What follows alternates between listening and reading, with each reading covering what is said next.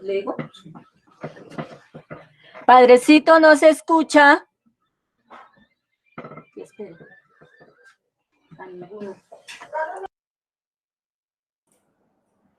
Bueno, muy buenas noches para todos. Espérenme un segundo.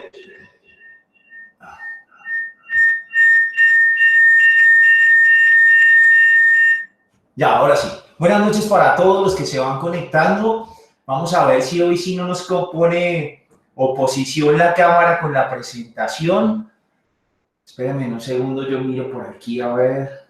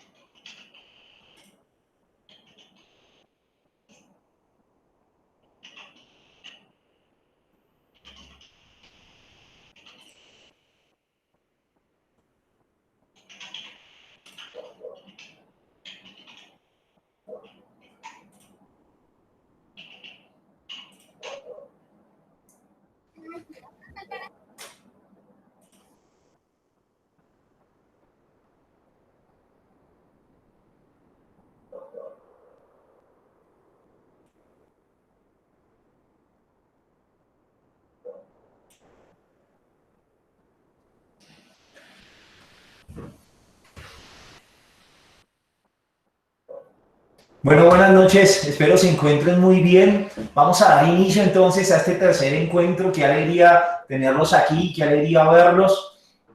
Vamos a abordar nuestro tercer encuentro y yo quisiera invitarlos para que nos pongamos en la presencia de Dios, como lo hacemos cada miércoles. Dispongámonos entonces para entregar al Señor este encuentro que vamos a tener, en el que deseamos aprender un poco más acerca de su palabra. Nos ponemos en su presencia en el nombre del Padre, del Hijo, del Espíritu Santo. Amén.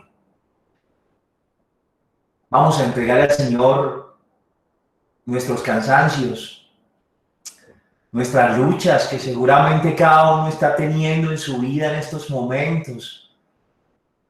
Presentémosle nuestra disposición tan bonita para estar aquí, sacando este ratico de nuestra vida para aprender un poco más, deseosos de encontrarnos con Él en su palabra. Pidámosle al Señor que sea Él acompañándonos. El que prometió que donde 2 o 3 estuvieran en su nombre, allí estaría. Lo creemos con fe. Y por eso vamos a pedirle a ese Espíritu de Dios que sea Él el que nos acompañe y nos guíe. Vamos a hacer juntos ese himno al Espíritu Santo que está allí en la diapositiva. Hagámoslo a una sola voz. Ven, Espíritu Santo, envía tu luz desde el cielo. Padre amoroso del pobre, don en tus dones espléndido. Luz que penetra las almas, fuente del mayor consuelo. Ven, dulce huésped del alma, descanso de nuestro esfuerzo. Tregua en el duro trabajo, brisa en las horas de fuego. Gozo que enjuga las lágrimas y reconforta en los duelos. Entra hasta el fondo del alma, divina luz, y enriquécenos.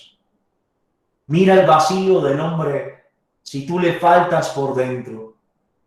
Mira el poder del pecado cuando no envías tu aliento.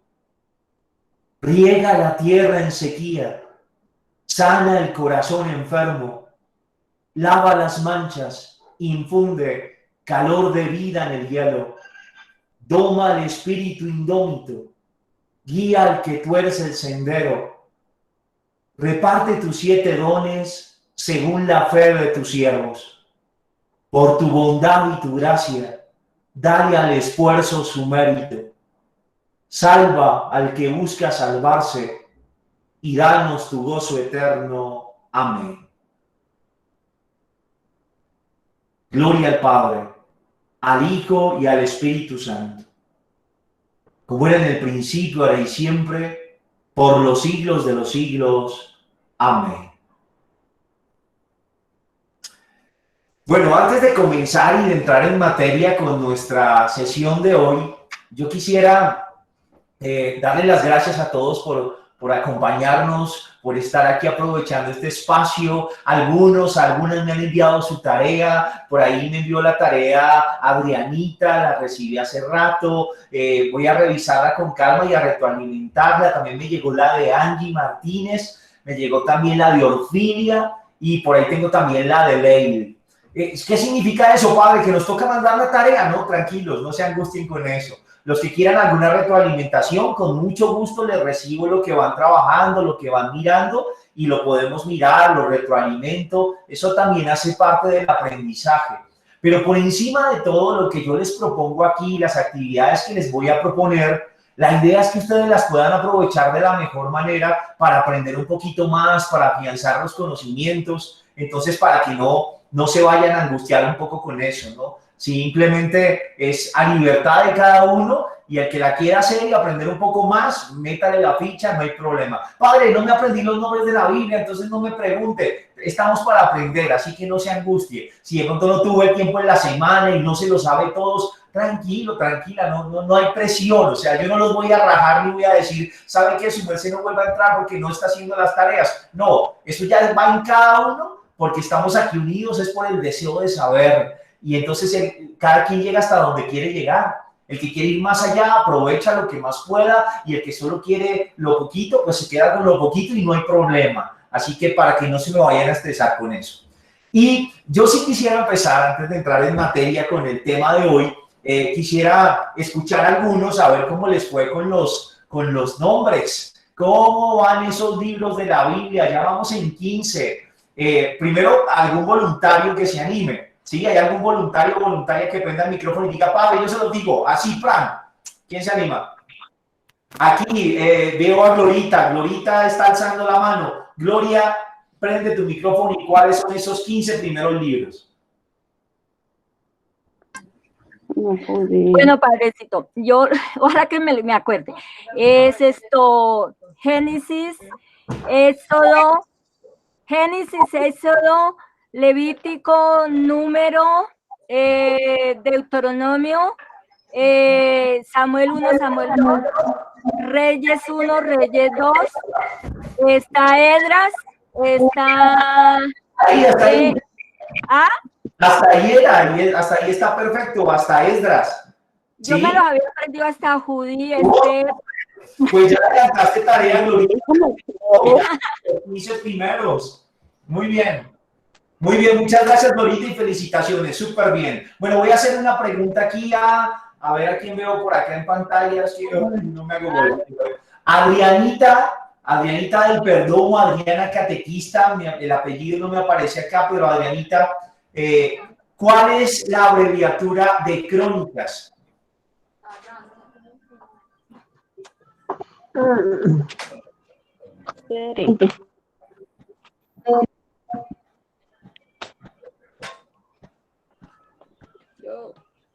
Adrianita. CRU. C.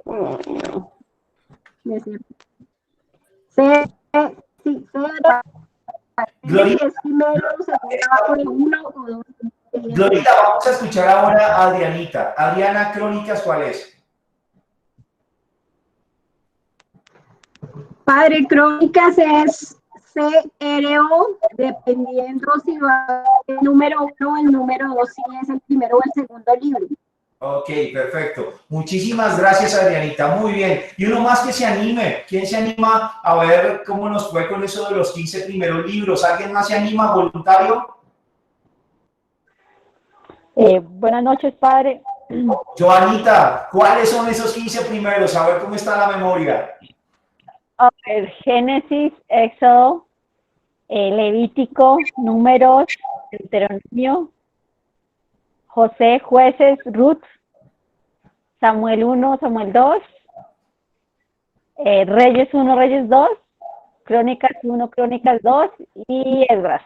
Muy bien, excelente. Muchas gracias, Giovanita. Y bueno, veo que se están haciendo la tarea. Ahora más adelante le preguntamos a otros a ver cómo vamos. Esa es la idea, que nos aprendamos los libros, porque miren que ya se están aprendiendo los grupos.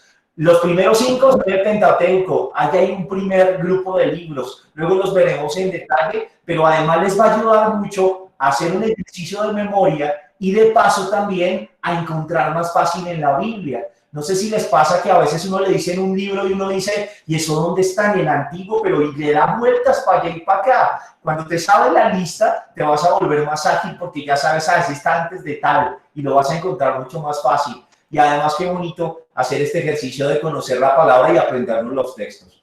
Vamos a recapitular un poquito lo que vimos la última sesión. Es muy rápido, solo es para que entremos en contexto y por si alguien no vino a la clase pasada, se pueda contextualizar un poco. En la sesión pasada continuábamos con los temas de la introducción. Hablamos de qué se necesita para que usted y yo tengamos éxito al momento de leer la Sagrada Escritura. Y decíamos que se necesita la oración porque no es un libro cualquiera. Nos acercamos a él orando, que hay que hacer una lectura pausada, ¿sí? Despacio, eso nos ayuda a digerirla de mejor manera, que hay que hacerlo con humildad, con la certeza de que en ese libro podemos encontrar algo que Dios nos quiere decir, que no tenemos que buscar una ciencia profana. No vamos a encontrar ahí a ver si lo del History Channel era verdad o no, si de verdad esto fue mentira o verdad, como si existió el Arca de Noé. No la vamos a encontrar ahí. Lo que vamos a encontrar allí es un mensaje espiritual,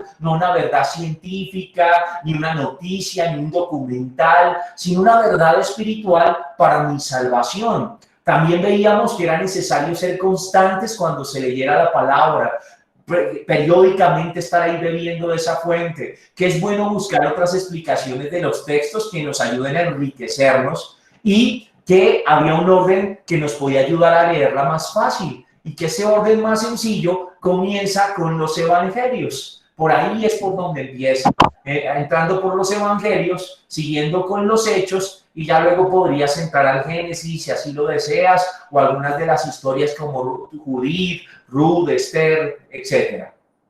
También veíamos que la Escritura dice la verdad y lo decíamos. La verdad se encuentra en ella, pero que esa verdad se podía malinterpretar si no se leía adecuadamente. Y entonces hablábamos de algunos criterios para evitar malinterpretar la palabra de Dios. Y decíamos, primer criterio, la verdad está en toda la Escritura. Lo que significa que no se toma un versículo de la Biblia para interpretarlo solito. No, la verdad se entiende a la luz de todo. Por eso, por ejemplo, encontramos a veces en el Antiguo Testamento textos donde Dios es un vengativo, es iracundo. Si le hacen algo, él se desquita y condena. Pero si solo nos quedamos con eso, pues diremos que tenemos un Dios sin misericordia, rencoroso, etc. En cambio, si la leemos toda, nos damos cuenta que ese Dios que así veía a ese pueblo, poco a poco fue mostrando su rostro más verdadero, hasta llegar al rostro de Jesús, que es el rostro del Padre misericordioso. Y entonces, si no la miramos toda, nos vamos a quedar con un pedacito que tal vez no nos va a decir, no va a ser fiel a la verdad. Entonces hay que leerla toda la Escritura, la verdad está en toda. La revelación es progresiva. Y hablábamos un ejemplo de cómo nos conocemos los seres humanos, cómo es poco a poco, entre más compartimos, como conocemos al otro. Y que lo mismo sucede con Dios. Dios se ha ido mostrando gradualmente hasta llegar a su plenitud en Jesús, que es Dios mismo que se nos muestra con su rostro en todo su esplendor. Y también decíamos que el tercer criterio, para no desvirtuar la verdad de la Biblia, era leer la Biblia con la iglesia. Y decíamos que la iglesia es maestra y que como la iglesia cuida que la revelación no se desvirtúe, no cambie, no se altere, pues tenemos que leerla con la iglesia, también en humildad de dejarnos enseñar por la iglesia y su magisterio. Veíamos también nuestro tema 1, y el tema 1 era quién, cómo y dónde se escribió la Biblia. Para hablar de eso, dijimos que Dios se revelaba, ¿se acuerdan? Y les dije que revelar implica quitar un velo. Dios es misterio para nosotros porque es tan infinito que no lo alcanzamos a comprender, pero Él ha querido mostrarnos su rostro y gracias a eso lo conocemos. Esa revelación que Dios hace, decíamos que hay dos fuentes y esas dos fuentes son la Sagrada Escritura y la tradición.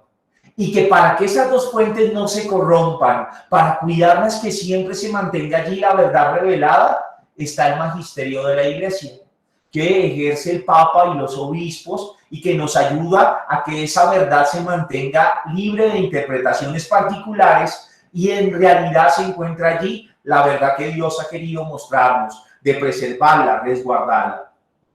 Decíamos también que Dios continúa hablando y entrando en diálogo con los hombres. Y hablamos de algunos lugares. Si bien la revelación llegó a su plenitud con Jesús y está en las fuentes de la Sagrada Escritura y la tradición, Dios continúa hablando a los hombres. ¿De qué maneras? Decíamos que en nosotros nos habla, que en la vida, que en la historia, decíamos que en la conciencia, que es el sagrario donde Dios habla al hombre. Y empezamos a hablar un poco de quién escribió la Biblia. Y ustedes y yo llegábamos a la conclusión de que la Biblia tiene dos autores. Por autor principal está Dios, ¿sí? Que ha querido que en la Sagrada Escritura se muestre, se revele, se muestre la esencia de su ser. Y también hay unos autores humanos. Les recuerdo la palabrita que espero ya se la hayan aprendido. Agiógrafos. Agiógrafos. Y decíamos que los agiógrafos eran seres humanos en un contexto histórico determinado, parte del pueblo, que inspirados por el Espíritu Santo plasmaron las letras de la Sagrada Escritura. Entonces, tiene a Dios por autor y eso lo afirmamos rotundamente, y también tiene unos autores humanos que por obra del Espíritu Santo escribieron o compilaron los libros sagrados. Eso fue lo que vimos. Hasta ahí, espero que vayamos muy bien, porque hoy vamos a empezar con nuestro tema de este día. Hoy vamos a hablar de dónde se escribió la Biblia. ¿Dónde se escribió la Biblia? Tenían una tareita por ahí y era la de tratar de dibujar el mapa de la tierra donde se escribió la Biblia, es decir, de donde vivió Jesús, donde está Jerusalén, donde está Samaria, donde aparece por ahí Egipto, donde está Siria, donde está Grecia incluso, donde está Babilonia. ¿Y cuál objetivo tiene esta tarea?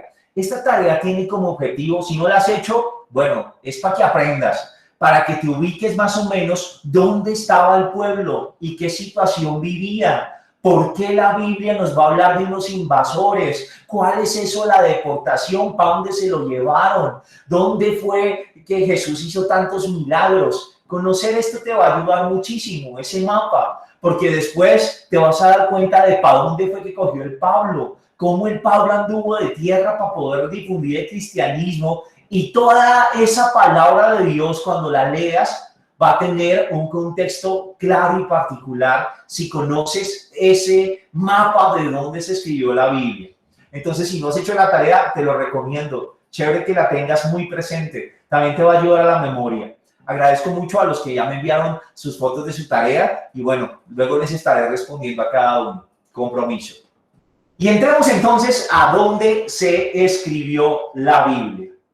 Aquí tienen el mapa que yo les había convertido en Facebook. Y este mapa, por aquí tengo un mouse que es bien grande. Creo que no se ve muy bien en la presentación. Pero bueno, hay un punterito en la presentación que se está moviendo. Voy a tratar de usarlo para que nos ubiquemos un poco. Esta es la tierra donde el pueblo se sienta, la tierra prometida. Ahí ven el título grande en la diapositiva, se alcanza a ver ahí. Abajo de Chipre dice tierra prometida, arriba de Egipto, al lado de Jerusalén. Ese va a ser el lugar donde se va a asentar el pueblo de Dios. En realidad está ubicado en un sector que se llama la media luna fértil. Y pues es una tierra árida, pero en esa media luna fértil, hagan de cuenta la media luna va a estar más o menos como una media luna hacia abajo. No sé si alcanzan a ver el puntero del mouse, sé que se ve pequeño, pero más o menos toda esta región se conoce como la media luna fértil. ¿Y de dónde viene ese nombre? Miren, en esta región, por la irrigación de los ríos que hay allí, es posible la agricultura. Y la agricultura y la ganadería. Esas dos actividades que acompañaron el florecimiento de muchas civilizaciones que se van a dar allí gracias a las características de esa tierra, van a hacer que alrededor de allí surjan numerosos imperios.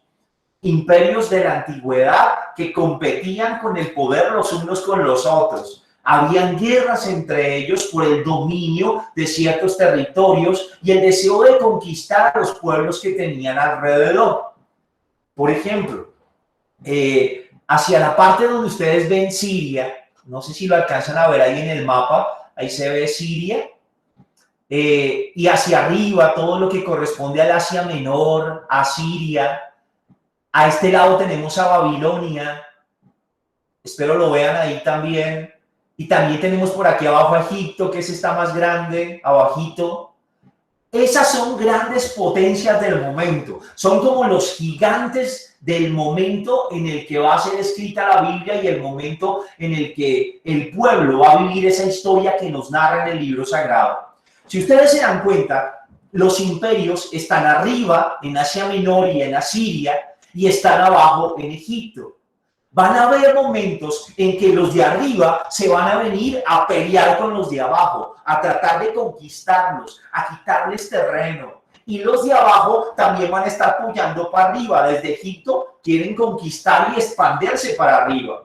Y adivinen, en medio de esas peleas, ¿quiénes quedaron?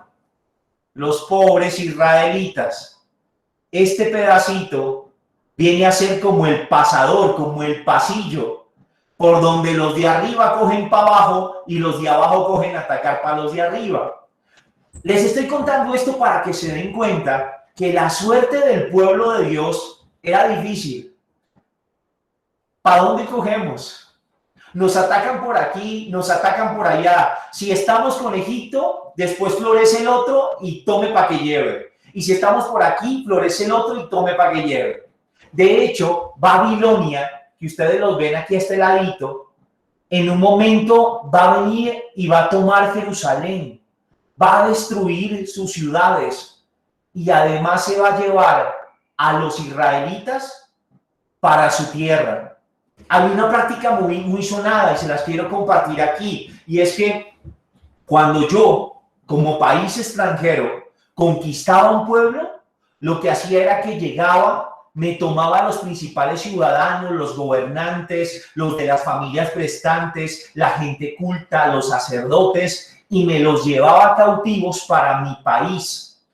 Y dejaba en esa ciudad que yo tomaba gente de mi pueblo, ¿sí? Compatriotas míos, para dominarla. Esto permitía que al llevarse a los dirigentes cautivos hubiese un mayor control de la población que se capturaba o que se tomaba. Y además ya quedaban pagando tributos y demás impuestos para el imperio grande como tal.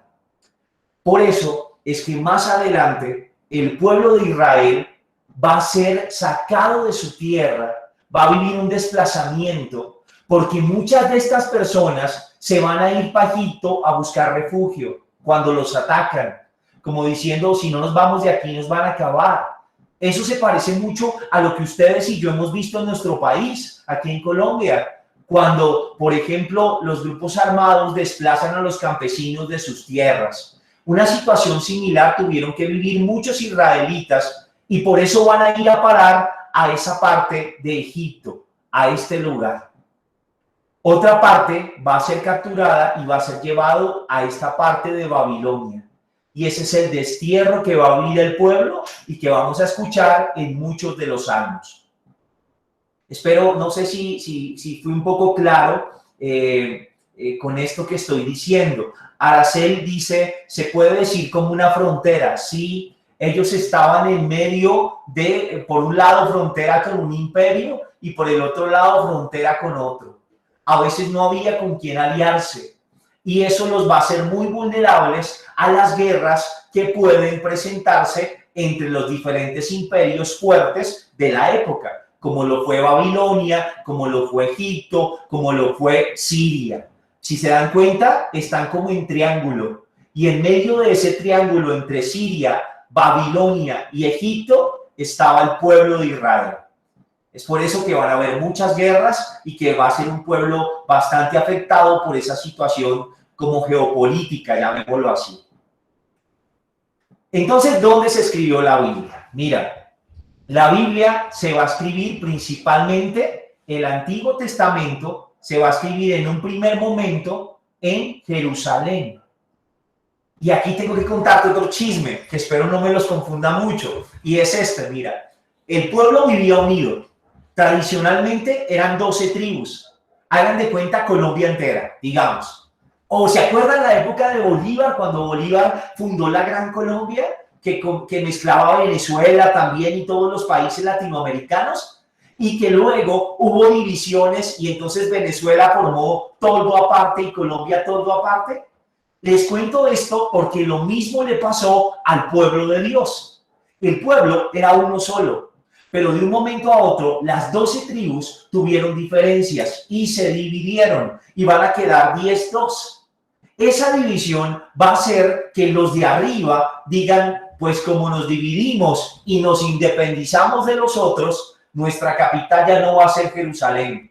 Vamos a poner capital propia. Y la capital propia que ponen los de la parte de arriba es Samaria.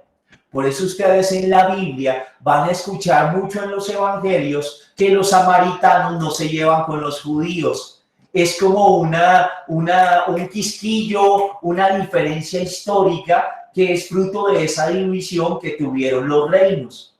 Por eso la Biblia se va a escribir entre esas dos capitales, el Antiguo Testamento, entre Jerusalén y Samaria, que va a estar un poco más arriba. Jerusalén y Samaria son los dos lugares donde se escribe el Antiguo Testamento. Pero también va a estar algunos escritos del Antiguo Testamento en Egipto. ¿Y por qué en Egipto? Por lo que les hablaba hace rato, porque muchos israelitas, a causa de esas guerras, de la presión de otros imperios, se van para Egipto a buscar refugio. Y cuando llegan a Egipto, al haber una comunidad judía allí, la tradición se mantiene y algunos textos son escritos en ese lugar, en menor cantidad, pero los hay. Y otros textos son escritos aquí en Babilonia. Y te digo que en Babilonia, por lo que te contaba hace rato, que Babilonia fue un imperio que creció muchísimo, ataca a Jerusalén, lo toma y se lleva presos a varios de los judíos para su tierra, al destierro en Babilonia. Por eso hay un salmo que dice, junto a los canales de Babilonia nos sentábamos a llorar con nostalgia de Sion. Es el dolor del pueblo que se ve arrancado de su tierra. Y ustedes ya se imaginarán cómo un judío ama su tierra, porque es que es la tierra que Dios me prometió, que le dio a nuestros padres. Nosotros que éramos un pueblo sin tierra, que andábamos de cabaña en cabaña, camine por esos desiertos, y el Señor nos dio la tierra. Y ahora nos sacan de esto. Imagínense el dolor de ese pueblo. Yo creo que es el mismo dolor de nuestros campesinos, cuando han crecido en su tierra, las fincas que sus padres les han dejado, y por la violencia tienen que dejar todo tirado e irse. Ese mismo dolor lo vive el pueblo. Y cuando los mandan a Babilonia, cuando se los llevan allá cautivos, esa comunidad judía también escribe algunos de los textos en esta ciudad, allí en Babilonia, ¿vale? Entonces, ¿en qué lugares se escribió el Antiguo Testamento? En Samaria y Jerusalén, que son toda la Palestina, y en Egipto y en Babilonia, por las razones que les he contado hasta ahora. ¿Vamos claros hasta ahí? ¿Muy enredado o vamos bien? ¿Sí? ¿Soy claro? ¿Me he hecho entender? Si surgen preguntas, ya saben que pueden escribir por el chat cualquier cosita que surja, ¿vale? El Nuevo Testamento es más sencillo. El Nuevo Testamento fue escrito particularmente en Palestina, que es lo que les decía, la región que comprende los reinos de Israel, Jerusalén, Samaria, y que está ahí en la mitad de todos esos reinos en el mapa, pero también se escribió en el Asia Menor y en Grecia y Roma. ¿Y cómo es esto que llega ya el cristianismo? Es lo que yo les decía, los viajes misioneros de Pablo, la manera como Pablo va a andar por todos estos terrenos, mira que va a llegar hasta Grecia incluso, va a hacer que muchas de las cartas sean escritas en estas regiones, tanto en el Asia Menor como en Grecia, ¿sí? De hecho, Pablo estuvo hasta en Atenas, etc. Entonces, el Antiguo Testamento se escribe en Palestina, que es todo esto donde ves el letrero de tierra prometida, la tierra de Judá como tal, y otros textos en Grecia y en Asia Menor como tal. Ya les he hablado un poco de las implicaciones que tiene para el pueblo el vivir en ese lugar geográfico donde se encuentra. Y aquí quiero contarte otro chisme que espero no te canse, pero que estoy seguro te va a ayudar a comprender muchas de las cosas que encontramos cuando leemos el Antiguo Testamento, por ejemplo. Mira, para el pueblo de Israel era muy importante mantenerse fieles al Señor, por encima de cualquier cosa. El pueblo tenía claro que había que amar al Señor nuestro Dios con todo el corazón, con toda el alma, con todas las fuerzas. ¿Sí? Y que esas palabras, ese mandamiento, lo tenían que tener presente ellos en su mente y en su corazón. Que se lo tenían que repetir a sus hijos en todo momento, estando en casa, yendo de camino, acostados, levantados. Porque lo más importante es amar a Dios y mantener la pureza. Por eso, para ellos era muy delicado juntarse con otros pueblos. De hecho, no era bien visto que un varón judío se casara con mujeres paganas. ¿Y por qué no era bien visto ese matrimonio? Porque caramba, es que la mujer pagana de otra nación adoraba a otros dioses. Y entonces, como adora unos falsos ídolos, ¿hasta qué punto va a contaminar también la pureza de la fe del judío? Era un tema delicado. El judío, cuando es llevado cautivo a otras ciudades, imagínate, lo sacan de su tierra, lo llevan a una ciudad como Babilonia, que cuando el imperio está grande tiene todo su esplendor. Eso es como si me trajeran a mí, qué sé yo, no sé, del campo a la ciudad. Uno queda descrestado la primera vez que llega a la ciudad. Ver los edificios, ver la gente, uno se asombra de verla. Ese mismo asombro seguramente lo vivieron los judíos al llegar a las naciones paganas. Probablemente los jóvenes también se maravillaron más y empezaron a nacer bebés judíos que nacían en ese ambiente. Y ahí había un riesgo de paganismo, porque estaban en medio de otra cultura, en medio de otra religión, donde no se adoraba al verdadero Dios. Entonces, esta situación geográfica, estos continuos ataques de pueblos, dominaciones, estas deportaciones, lo que van a causar es que aumente el riesgo de paganismo en el pueblo, que su corazón se desvíe de Dios y sirvan a otros dioses. También van a tener otro riesgo, y es que como se cruzan con otras culturas, pueden empezar a perder sus costumbres y a tomar las costumbres de otros pueblos, ¿sí? Voy a poner un ejemplo, pero eso nos pasa siempre. Piensen en el que llega de Venezuela. Tal vez allá hacen la comida de una manera y llega aquí y se encuentra con la vecina colombiana que le da huepanela y ellos nunca han tomado huepanela. Y es probable que los más chiquitos terminen encantándole la huepanela, por decir un ejemplo. Pero lo mismo vivieron los judíos. Llegan a una ciudad donde ellos son muy celosos, que hay algunos animales impuros, por ejemplo, que no se deben comer, como por ejemplo el cerdo, para ellos es animal impuro y no hay que comerlo.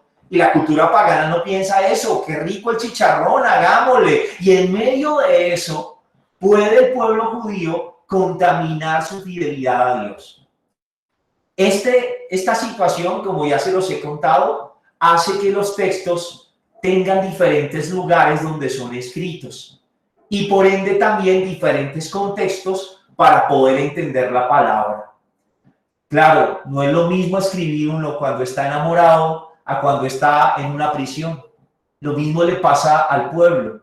No es lo mismo en época de paz algunos textos que hablan de paz y no es lo mismo lo que escriben cuando están lejos de su tierra, cuando han destruido su templo, cuando se sienten abandonados de Dios. Yo espero que estos elementos que ya hemos hablado no me los saturen mucho, pero sí que me les dé un poquito de luces para comprender aún más la palabra de Dios que estamos estudiando. Ahora, si vamos bien, por aquí Lady escribe algo. Padre, eso me genera mucha curiosidad, pero de seguro más adelante lo hablaremos. El tema de los animales impuros y si deberíamos seguir esas tradiciones. Perfecto, sí, luego lo hablaremos cuando nos metamos un poco en el Antiguo Testamento y miremos de pronto algo del Pentateuco, del Levítico. Vamos a procurar tener ese tema para aclarar tu inquietud. Ahora, vamos a hablar de cuándo se escribió la Biblia. La Biblia no se escribió en un único momento. Cuando hablamos de cuándo se escribió la Biblia, nos referimos a que hubo muchos años de escritura, tantos años que hay textos que se escribieron antes de Cristo y los últimos después de Cristo. Entonces, imagínate cuántos años pueden haber. Te voy a presentar una tabla que te va a ayudar a ver de una manera más gráfica en qué periodo de tiempo se escribieron los libros de la Biblia. Recuerda que te voy a dejar estas diapositivas, luego se las voy a enviar para que ustedes puedan tenerlas y volver sobre ellas y mirarlas con más atención. Esta tabla me parece que muestra de una manera muy clara cuándo se escribió la Biblia. Miren que la primera raya, estamos hablando de más o menos el año 1800 antes de Cristo. Estamos en la época de Abraham, aquel que Dios elige para fundar su pueblo. Como de él se desprenderá todo el linaje escogido por Dios. Y estamos hablando del año 1800 y allí estarían más o menos los inicios del Antiguo Testamento, particularmente del Pentateuco, que serían los libros más antiguos que tenemos en la Biblia. El final estaría más o menos hacia el año 100, año 100 algo después de Cristo, que es cuando se escribe el Nuevo Testamento, particularmente textos evangélicos y otros escritos. En esta imagen que estás viendo en tu pantalla, ves que las líneas están punteadas, pero aparecen unas con punticos, otras con rayitas y otras con raya completa. ¿Sí? ¿Las logran ver ahí más o menos? ¿Qué significa esto? Los punticos hacen referencia al periodo en el que los textos no estuvieron por escrito, sino que estuvieron de boca en boca, por tradición oral. Yo les había dicho en una sesión anterior que el pueblo judío fue muy de tradición oral. Ellos se sentaban en familia con los niños y se contaban todas las maravillas que Dios había hecho con el pueblo. Las historias, por ejemplo, de cómo los liberó de la esclavitud de Egipto, pasaron de boca en boca, de generación en generación en generación. Los padres las contaban a sus hijos mientras caminaban de un lugar para otro, en la noche cuando se reunían a comer. No había televisores, incluso al ir a dormir, seguramente había una historia de la palabra de Dios que todavía no era escrita. Esos puntos muestran el tiempo que probablemente estuvo la tradición oral. Entonces, si ven el Pentateuco, hablamos de una tradición oral de 1000 años. Más o menos desde 1800, que es cuando ocurre todo lo de Abraham, hasta el año 800. Luego de que viene esa tradición oral, se empiezan a poner por escrito algunos textos, algunos. Las rayas, las rayitas juntas, hacen referencia al periodo en el cual se empezaron a escribir pequeños textos, textos aislados. Y finalmente la rayita completa hace referencia al periodo en el que se compilaron esos escritos y se tiene un único texto, la unificación del texto, llamémoslo así. Entonces aquí puedes ver que el primer libro en escribirse fue el Pentateuco, que luego hay una tradición oral de los sapiensales y de los históricos y profetas que más o menos comienzan al mismo tiempo y todo el tiempo en tradición oral y de cómo se van dando a luz los textos unificados. Esto para que tengas una idea más o menos clara de cuándo se escribió. Un periodo de años bastante grande antes y después de Cristo. Primero en tradición oral, luego surgen pequeños escritos aislados y finalmente se construye el texto que conocemos hoy en día. Erika Hernández me pregunta, ¿dónde deja las diapositivas? Bueno, vamos, por solicitud de algunos se abrió un drive. Jonathan nos hizo el favor. Ahorita les voy a copiar una dirección aquí porque quiero que me regalen unos datos todos y se las voy a dejar ahí. A vuelta del correo les va a llegar la autorización para que ya entren a la carpeta y ahí van a estar las diapositivas. Voy a buscarles otros libros en PDF para los que son más interesados en profundizar y les voy a ir dejando el material que vayamos utilizando. Continuemos entonces. ¿En qué idiomas se escribió la Biblia? Hemos respondido a 3 preguntas hasta ahora. ¿En dónde se escribió? ¿Cuándo se escribió? Y ahora vamos a responder a en qué idioma se escribió la Biblia. Como lo sugiere la pregunta, así es. La Biblia no fue escrita en un único idioma. No fue así. Debido a todas las situaciones que te conté al principio con lo del mapa, de las guerras, las deportaciones, los asedios, el desplazamiento, etc. Por esas situaciones, la Biblia, el Antiguo Testamento, su mayoría está escrita en hebreo. ¿Y por qué? Porque fue el tiempo en el que esa era la lengua del pueblo judío, el hebreo. Y al estar en su tierra, con su lengua, surgieron la mayoría de estos textos del Antiguo Testamento. Pero cuando vino el exilio, que se los llevaron cautivos a Babilonia, ¿sí? Se asume, algunos aprenden el arameo. Y por eso vamos a encontrar algunos textos del Antiguo Testamento también en arameo. Y finalmente va a haber unos textos del Antiguo Testamento en griego. ¿Y por qué en griego? Mira que para la época en que se escribe la Biblia, el griego era como el inglés para nosotros. Si tú te das cuenta, para nosotros el inglés casi que es una segunda lengua hoy en día para los pelados. Y es el idioma que manda la parada en muchas cosas. En época bíblica, el griego era como el idioma internacional cuando Grecia empezó a ser potencia. Y al imponerse se vuelve un idioma bastante hablado en diferentes lugares. Es por eso que algunos libros, más pocos, van a estar escritos en griego. Si te acuerdas, yo te había dicho que esos son los libros que no aceptan ni los hebreos ni los protestantes. Y te había dado una clave para saber cuáles eran. Los Tohubasa Simama. ¿Se acuerdan de esa mnemotecnia? Tohubasa Simama. Los 7 libros, en español, ¿cuáles serían? Los deuterocanónicos.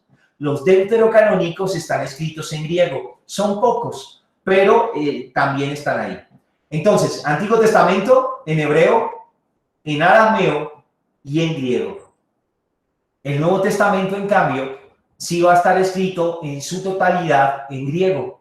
Todo el Nuevo Testamento está en griego como la lengua natural de los textos.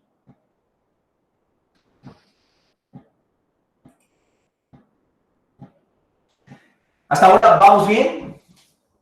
¿Sí? ¿Es claro? ¿Tienen alguna pregunta? ¿Mucha información, muy enredado? ¿O bien, comprendido hasta acá? Si me escriben por el chat, chévere, voy a estar ahí pendiente porque no los puedo ver a todos aquí en la pantalla, pero bonito si me cuentan.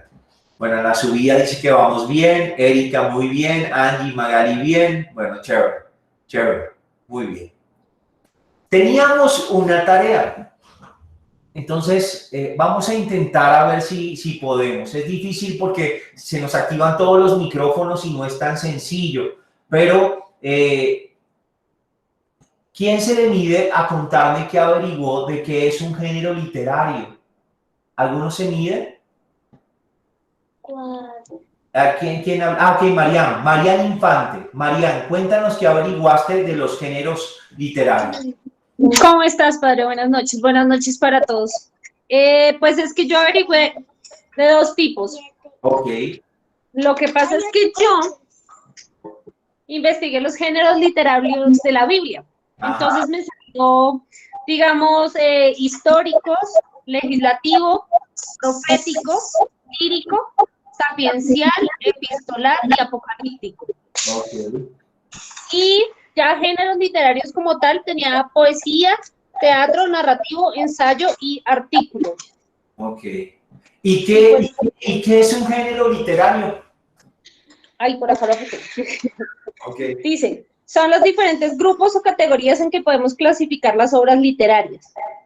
Ok. Entonces ya digamos lo que te decía yo que investigué de los bíblicos, decía en la Biblia hay muchos géneros literarios, o sea, maneras especiales de decir las cosas y de narrar los acontecimientos. Es muy importante conocer en qué género literario está escrito un pasaje de la Biblia para entender lo que allí el autor quiere decir y significa. Bueno. María, muchas gracias. Muy bien hecha la tarea, muy clara tu participación. Supongo María José. que está muy ligado a lo que encontramos los demás. Así que, por tiempo, vamos a proceder a ver un poco eso que ya nos decía Marian. Ciertamente, cuando hablamos de un género literario, hablamos de un grupo o categoría en que podemos clasificar una obra literaria. Por obra literaria entendemos todo aquello que se produce a partir del lenguaje, ¿no? Todo aquello que se plasma por escrito. Y los diferentes escritos de ese lenguaje escrito se pueden clasificar como en diferentes cajoncitos de acuerdo con sus características. Esos cajoncitos donde podemos clasificarlos, cada cajoncito sería un género literario. Los géneros se diferencian un poco en el contenido que llevan. Por ejemplo, la carta tendrá un contenido distinto a la narración o al cuento, ¿sí? Tienen unas características propias. Si se acuerdan, por ejemplo, en el colegio nos enseñaban que el cuento tenía iniciación, nudo y desenlace. Esa es su característica. Mientras que si nos vamos para una carta, hay saludo inicial, hay el cuerpo de la carta, hay una despedida. Entonces, mira cómo cada género tiene como una estructura propia que lo caracteriza y tiene una intencionalidad propia. La de la carta probablemente será comunicar. Si nos vamos a una fábula, tal vez tiene más la intención de enseñar la moraleja que trae consigo. Cada género tiene una intencionalidad como tal y una estructura muy propia. Eso es lo que los hace diferentes. Hecho esto, yo quisiera proponerles un ejercicio aquí. Yo les voy a proponer que ustedes me descubran de los siguientes textos que van a ser géneros literarios, cuál está diciendo la verdad. ¿Listo? Atentos y me van a decir cuál está diciendo la verdad. Vamos a partir de un hecho. El hecho va a ser esa rosa que ven ahí, hermosísima, roja. Ese es nuestro hecho, la rosa roja, punto. Ahora vamos a escuchar unas narraciones, unos pedacitos de narraciones y ve pensando cuál de estos está diciendo la verdad. ¿Listo? Vámonos pues. Este es un poema titulado A la rosa.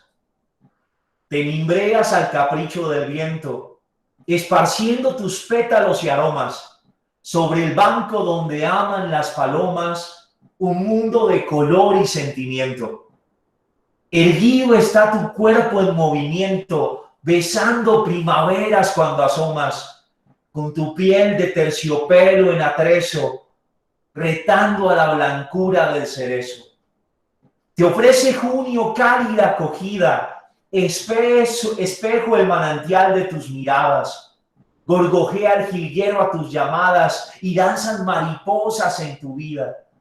El rocío se marcha en lenta huida sobre tus verdes hojas depuradas, dando brillo a tu cuerpo y espesura de rosal, mi reina hermosa y pura. Poesía. Hasta ahí vamos claro, ¿cierto? Ahí estamos viendo algunos elementos de la poesía. Miren que hacen comparaciones, que le ponen como palabras para resaltar un poco la belleza de la rosa. Ahí les dejo el primero. Échenle cabeza. ¿Cuál está diciendo la verdad? Nos vamos con el segundo ejemplo. Y en el segundo ejemplo hay una fábula. Esta fábula se llama La rosa y el amaranto. Un día, un amaranto que estaba plantado en un jardín cerca de un rosal empezó a hablarle al rosal, a la rosa, y le dijo: qué flor tan encantadora es la rosa. ¿Qué pasó? Jamie Rincón, saludos chiquitica. Y bueno, apagar el micrófono para que escuchemos la fábula, ¿vale? Entonces apaga. Bueno, muy bien.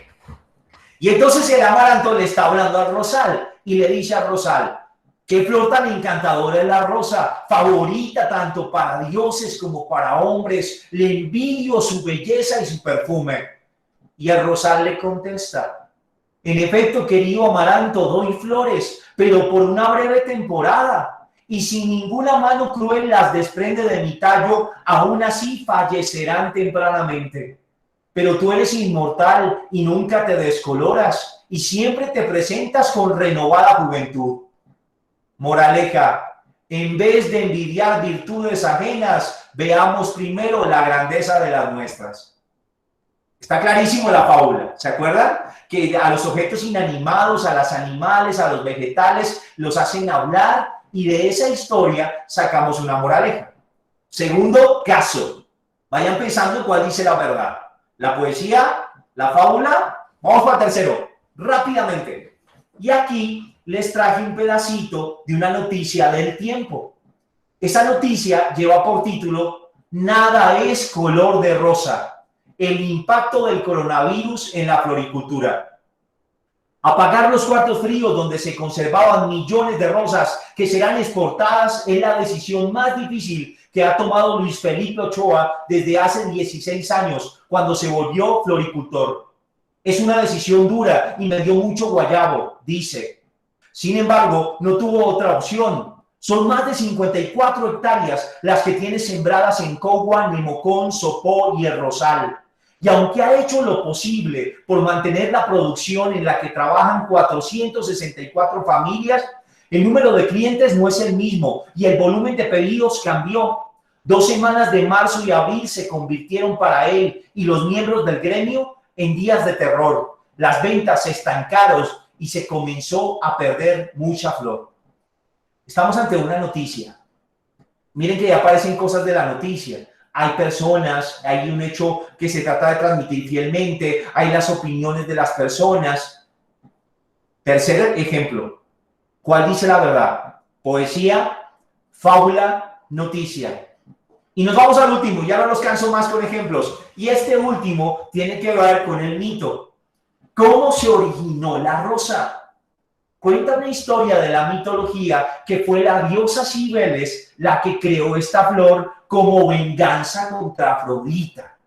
Acuérdense que Afrodita era la más mamacita, la más linda de todas las diosas. Entonces, como su belleza era tan hermosa, esta reina Cibeles, esta diosa, que era diosa de la tierra, decidió crear a la rosa para que le hiciera competencia a la diosa del amor, que hasta entonces no tenía ningún rival, y por eso creó las rosas. Otra historia de la mitología dirá que un día la diosa del amor, Afrodita, vio que Adonis, un hombre muy amado por ella, estaba muriendo porque lo había herido un jabalí. Y entonces ella corrió presurosa para auxiliarlo, ir a su encuentro, y mientras corría se cortó el pie, salió sangre de ella y nacieron las rosas rojas. Mito. Vimos 4. Poesía, fábula, noticia, mito. Cuéntenme en el chat quién dice la verdad. Rápidamente, a ver, ¿por quién votan? ¿Cuál de esos géneros está diciendo la verdad? Los leo. ¿Cuál de esos géneros? Noticia, noticia, noticia.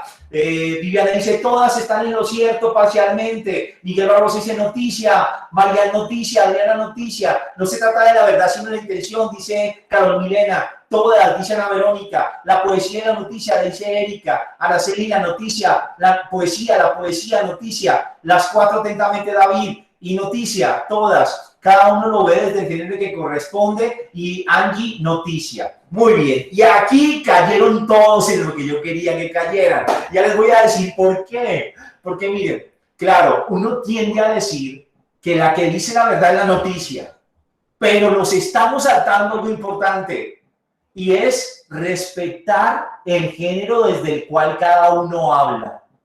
Tú no puedes tratar de la misma manera a una poesía que a una noticia. Al de la noticia le interesa describir la veracidad de los hechos. Entonces, siendo el 13 de mayo a las 6 de la tarde en el barrio La Veredita de Suacha, ocurrió tal y tal cosa en tal parte y los habitantes estaban conmocionados. Cuenta los hechos. Ese es el interés de la noticia.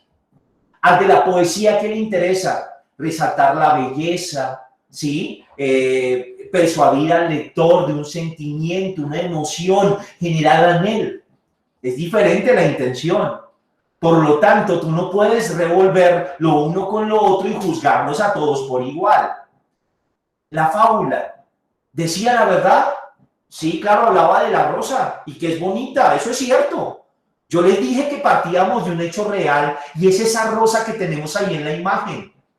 La poesía la tomó y desde sus categorías y su intención comunicativa nos habló de ella. Eso no fue mentira.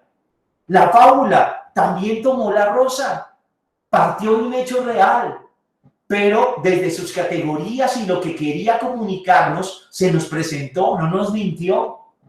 El mito, acuérdense que el mito busca explicar la existencia de algo a la luz de algo trascendente o sobrenatural. Al mito le interesa decir por qué existen las cosas. Y como surgió en una etapa primaria del conocimiento, pues allá no habían biólogos que dijeran la rosa surge de la evolución de ciertas células que se convirtieron en vegetales y posteriormente desarrollaron tales vainas. No, así no surgió. En ese momento no sabíamos eso y el hombre explica cómo surgió. Y como es tan hermosa, dijeron pues tuvo que ser de una diosa tan linda como la diosa del amor. O sea que desde sus categorías, desde su género, tampoco nos dijo la mentira. Está hablando de la belleza de la flor. ¿Y por qué les hago énfasis en esto? Y espero me estén siguiendo y yo no esté siendo muy enredado. Les hago énfasis en esto porque lo mismo nos pasa con los libros de la Biblia.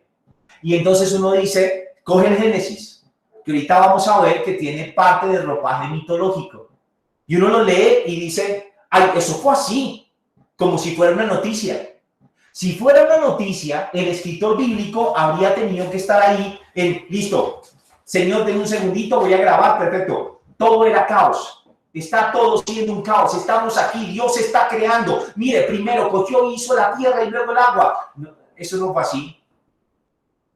Y entonces cuando descubrimos que no era una noticia, podemos decir, el Génesis dice mentiras. La Biblia dice mentiras, conclusión errada, no estamos respetando los géneros literarios.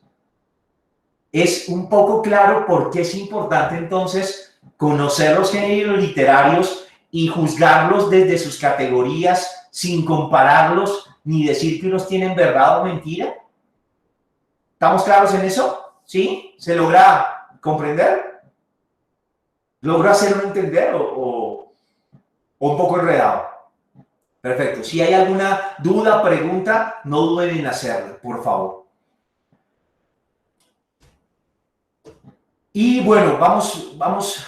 ¿Cómo van? ¿Están bien? ¿Quieren que continuemos otro poquito? ¿Lo paramos aquí? ¿Qué prefieren? Díganme qué hacemos. Si quieren, lo dejamos así, si están muy cansaditos, si ha sido mucha información, o si no, seguimos otro poquito. Bueno, Viviana vota porque sigamos. Ok, Jonathan también dice, ¿listo? Bueno, sigamos otro poquito. Démosle pues otro poquito. Si quieren, estírense ahí, sería bueno una estiradita, sí, porque si no se me van a cansar ahí tanto tiempo sentados. Estiren un poquito. Es un consejito que les doy. Así va a reactivarse también el cuerpo y a entrar mejor el conocimiento.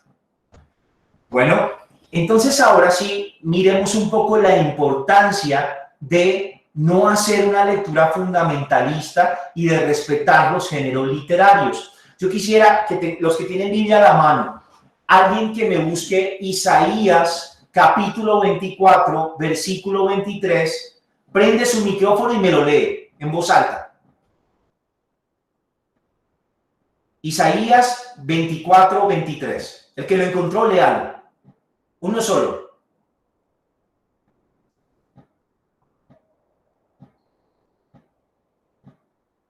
Isaías 24, versículo 23. ¿Quién dijo yo? Orfilia. ¿Versículo qué, padre? Perdón. No, bueno, Isaías capítulo 24, versículo 23. 23. Ay, Ya aquí lo tengo, padre. La luna se... Ya, Orfilia, a ver, Orfilia. Orfilia se fue. Lady Johanna, que también alzó la mano. La luna enrojecerá, se avergonzará el sol, porque el Señor omnipotente reinará en el monte de Sión, en Jerusalén, y ante sus ancianos brillará su gloria. Ok. Miren, si tomamos esto literal, ¿ustedes han visto a la luna pasando colores? ¿La han visto colorada a la luna como avergonzada? ¿O al sol? No lo hemos visto así. Miren que aquí estamos hablando un poquito de un acento lírico en esas palabras. Entonces, ojo, entonces ¿son unos mentirosos? No son mentirosos, pero están usando un estilo literario que hay que tener en cuenta porque no podemos tomar todas las palabras literal. La luna jamás la hemos visto pasando colores, ni al sol avergonzado, apenado, haya escondido. No es así. Miremos otro ejemplo. Isaías, capítulo 14, versículo 8. Isaías 14, versículo 8. Ya aquí lo tengo, padre. Listo, Mariano Infante. Escuchamos a Mariano. Aún los cipreses se regocijaron a causa de ti, y los cedros del Líbano diciendo, desde que tú pereciste, no ha subido cortador contra nosotros. Muy bien. Mira, entonces, unos cipreses contentos. ¿Cuándo han visto unos cipreses emparrandados? Así como que los cipreses, qué bacano, no los hemos visto. O los cedros regocijados, no los hemos visto, ¿sí? Entonces, miren que hay una figura ahí, no se puede tomar literal. No significa que el autor esté viendo a los cipreses emparrandados o felices, sino es una figura literaria que se está usando. Miremos un poco el Salmo 44, versículo 24. Salmo 44, versículo 24. Yo, padre. Ana Verónica, vamos. Despierta ya, porque duermes, Señor. Levántate, no nos rechaces para siempre. Muchas gracias, Anita. Y mira lo interesante, ¿será que Dios hasta usa pijama? De pronto pareciera, ¿no? Como que tiene cama y hasta, no, Señor, levántese. En realidad no está sucediendo así, pero es una expresión que está usando el autor para hablar quizás de, oye, Señor, ¿por qué no nos escuchas? Entonces, el texto hay que respetarlo desde su forma e ir más allá, respetando que es la verdad, pero tiene un ropaje. La verdad puede tener un ropaje de poesía, la verdad puede estar envuelta en el mito, la verdad puede estar envuelta en una parábola, la verdad puede estar envuelta en un midrash, por ejemplo. Miremos, bueno, la última, miremos Mateo 16, 19. Mateo 16, 19. 3 segundos.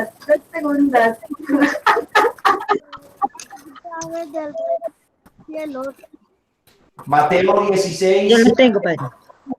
Erika Hernández. Vamos a escuchar a Erika Hernández. Erika. No, en todo. ¿Erika? A ti te daré las llaves del reino de los cielos. Lo que ates en la tierra quedará atado en los cielos, y lo que desates en la tierra quedará desatado en los cielos. Muchas gracias, Erika, y miren lo interesante. Le están dando las llaves a Pedro. ¿Será entonces que el Señor cogió el llavero y dije, tome, chino, usted se encarga de la puerta y allá está Pedro, el portero, con el manojo de llaves? ¿Será eso lo que se refiere el texto? Mira lo importante de no quedarnos en la literalidad, sino buscar cuál es la verdad que está debajo de las figuras literarias, del género del libro, de este ropaje. Espero con estos ejemplos nos haya quedado un poquito claro porque es que estamos hablando de este tema y porque tenemos que tener cuidado cuando nos acercamos a cada uno de los libros. Si es así, miremos rápida y brevemente algunos de los géneros que están en la Biblia. De seguro, ustedes encontraron muchos géneros literarios los que hicieron la investigación. Encontraron, por ejemplo, que géneros narrativos, géneros líricos, algunos hacen también el dramático, lo ponen aparte, y los géneros se clasifican en subgéneros a su vez. En la Biblia no están todos los géneros literarios existentes, pero hoy quisiera presentarles, abuelo de pájaro, algunos de los principales géneros literarios que vamos a encontrar en el libro sagrado. Por una parte está el género mítico. Ya hablábamos de él hace un ratico y decíamos que el mito lo que busca es explicar una realidad, algo que el hombre no comprende. Tuvo una función enorme porque a nosotros los seres humanos no nos gusta la incertidumbre, nos desespera no saber, nos llena de temor. Y si no, miren lo que ha pasado con esto de la pandemia. Cuánto miedo, cuánta zozobra, y cuándo pasará, y cuándo se irá. Y eso nos estresa, nos deprime, nos angustia, mil cosas. Ahora pensemos en el ser humano en sus orígenes, cuando no sabíamos todo de este planeta. Y de un momento a otro sales de la caverna o de tu casa y cae un rayo terrible. ¡Paf! Y uno que dice, ¿y eso qué fue? ¿De dónde cayó? ¿Quién me está mandando rayos? ¿Por qué? Y entonces para los griegos, no, pues es que los rayos, es que hay un Dios. Y ese Dios tiene de arma el rayo, porque el rayo es poderoso. Porque hemos visto que el rayo rompe árboles y quema vainas donde caiga y ha matado a gente, lo hemos visto. O sea que Zeus tiene un rayo y como es el más poderoso, es su arma y lo lanza. Hay una explicación mitológica al cómo surgió eso. Pasa en todas las culturas. Acuérdense de nosotros, por ahí un mito, no recuerdo si es Chipcha o qué, pero habla de la creación del mundo y dice que en el principio el Dios estaba solo y caminaba, pero un día mientras caminaba por el mundo se pegó en la rodilla y esa rodilla se le infló tanto que el pobre no pudo caminar más, se acostó del dolor, se durmió y cuando se despertó tenía esa rodilla como un chichón. Y cuando se puso a ver el chichón de la rodilla, la piel se le veía como traslúcida y adentro habían como unos hombrecitos trabajando en su rodilla. Y de un momento a otro eso se explotó y de ahí surgió el mundo. Otra cultura latinoamericana, pero también busca explicar y de dónde venimos, de dónde viene el hombre, quién lo creó, quién hizo todo esto tan bonito. Esas fueron las preguntas de los primeros seres humanos y buscaron ser explicadas a través del mito, que recurre a una explicación desde lo trascendente, desde la divinidad por lo general. Casi siempre explica la cosmogonía. Cuando hablamos de cosmogonía, hablamos del origen del universo, del cosmos, de lo creado, ¿sí? Por ahí van más o menos los temas del mito. Tengo que decirte que los primeros 11 capítulos del Génesis tienen este género mítico. Cuando quieran chismoseen esos 11 primeros para que se vayan dando cuenta de que ahí está el género mítico y luego lo vamos a hablar con calma aquí nosotros. Pero por ahora solo quiero que lo sepas. Género mítico. Otro es el género del evangelio. Este podría ser más bien un subgénero porque entra dentro de lo narrativo. En él se van a mezclar algunos elementos, tanto de discursos como de narraciones. El género evangélico toma su nombre de la palabra evangelio. Y la palabra evangelio significa buena nueva, el anuncio de una buena nueva. Ese término se va a aplicar a Jesús, que es la buena nueva de Dios para todos, la buena nueva de nuestra salvación, de Dios que se ha hecho hombre y nos ha salvado. Por eso se llama evangelio. La palabra evangelio va a aparecer en el Nuevo Testamento 76 veces, para que te des cuenta un poco de lo importante que es ese tema en el Nuevo Testamento. El verbo evangelizar, porque una cosa es el término evangelio y el otro es el verbo, la acción de evangelizar, aparece 54 veces en el Nuevo Testamento. Y va a constituir particularmente eso, el anuncio de la buena noticia que es Jesucristo, ¿sí? Haciendo uso de narraciones y de discursos. Ese género evangelio, tengo que contarte, por ahora en modo de chisme, porque ya lo veremos cuando lleguemos allá, que el primer evangelio que se escribió fue el de San Marcos. Fue el primero que se puso por escrito. Ya después vendrán los otros, Mateo, Lucas y Juan, llegarán después. De hecho, ellos se basan mucho en Marcos como su fuente. El primero en ser escrito fue el de Marcos. También el deseo de los que escribieron los evangelios era testificar la buena noticia. Ellos que habían sido testigos o que habían recibido el testimonio de los que compartieron con Jesús, quieren que la gente de otras generaciones también conozca ese testimonio de salvación y crean. Ese es su objetivo como tal. Por lo tanto, allí ellos ya están interpretando algo que sucedió, como nos pasa con la rosa. La rosa es la realidad y se interpreta ya sea desde una poesía, una narración, etc. Aquí el género evangelio toma un hecho real, la vida de Jesús, la interpreta y la convierte en testimonio de fe. Por eso, los evangelios no son solo una biografía, no son una biografía. Los evangelios tienen una connotación testimonial, que lo que buscan es suscitar la fe, que los que leen también crean. Mítico, evangelio, y vamos a un siguiente género, el midrash. Cuando te hablo del género midrash, no te angusties. Si está muy enredado, me preguntas, y si no, igual tú vas a tener estas diapositivas para que las puedas mirar con más calma. No te enredes por la palabra puede ser enredada midrash porque nunca la hemos escuchado, pero la palabra midrash significa investigar, buscar. ¿Y de qué se trata aquí? Mira, tenemos un Antiguo y un Nuevo Testamento. El género midrash lo que hace es coger un acontecimiento del presente y encontrar el significado de lo que está pasando en el pasado. Vamos a un ejemplo. Si tú te acuerdas, todos esos textos que leemos en el Adviento y en tiempo de Navidad hablan del nacimiento de Jesús. El hecho presente es el nacimiento de Jesús. Nació un niño aquí. Y los autores usan el midrash, es decir, cogen textos de profetas que fueron escritos mucho antes y dicen, claro, eso pasó para que se cumpliera la escritura. Mirad, la Virgen está encinta y dará a luz un hijo y le pondrá por nombre Manuel, que significa Dios con nosotros. Si tú ves ese pedazo que te acabo de declamar, ese es un texto del Antiguo Testamento. Pero lo están usando en el Nuevo para explicar el que ese niño que está ahí es el Salvador del mundo. Entonces, hablar de midrash es tomar textos de lo antiguo para explicar lo que está sucediendo en el presente. ¿Ah? ¿Más o menos? Miremos ahora otro género, y es el género epistolar. Ana Verónica me pregunta si es el mismo que se conoce como midrash. Sí, de lo que estamos hablando es del midrash. Pero no entendí mucho. Si me escribes mejor, estoy pendiente. Otro género, y este lo conocemos un poco más nosotros, porque lo hemos manejado mucho y todavía está vigente, aunque ahora hablamos más de email, este género epistolar, que hace referencia a las cartas.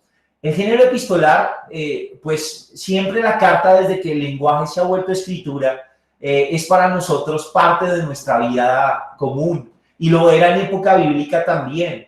El género se va a presentar principalmente en el Nuevo Testamento. Acuérdate que en el Nuevo Testamento tenemos 27 libros. De los 27 libros del Nuevo Testamento, 21 son cartas. O sea que es un género fuerte en el Nuevo Testamento.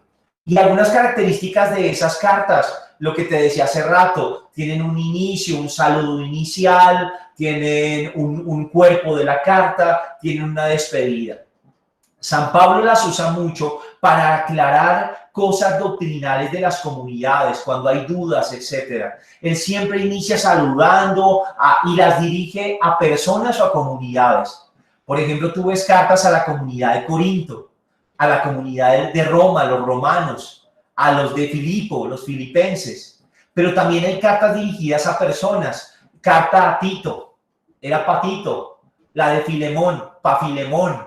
Entonces se dirigen tanto a comunidades como a personas. Lo que hace San Pablo es que empieza saludando, él incluye algo y es a veces una bendición, donde bendice o ora por la comunidad o a quien recibe la carta, y después empieza a aclarar los asuntos doctrinales, las dudas, las desviaciones de fe, las controversias que surgen en la comunidad. Después de eso, los exhorta a algo, los invita a algo y finalmente se despide. Esta es más o menos la estructura de cómo están construidas las cartas en el Nuevo Testamento. Y el género profético también lo encontramos, también Mariano lo mencionaba hace rato. El género profético pues viene de la palabra profeta. Acuérdate que el profeta es aquel que habla en nombre de alguien. Es un género que se usa particularmente en el Antiguo Testamento. Recuerda que en la historia de salvación en el Antiguo Testamento hubo un periodo conocido como el profetismo, donde surgieron grandísimos profetas que le hablaban al pueblo en nombre de Dios.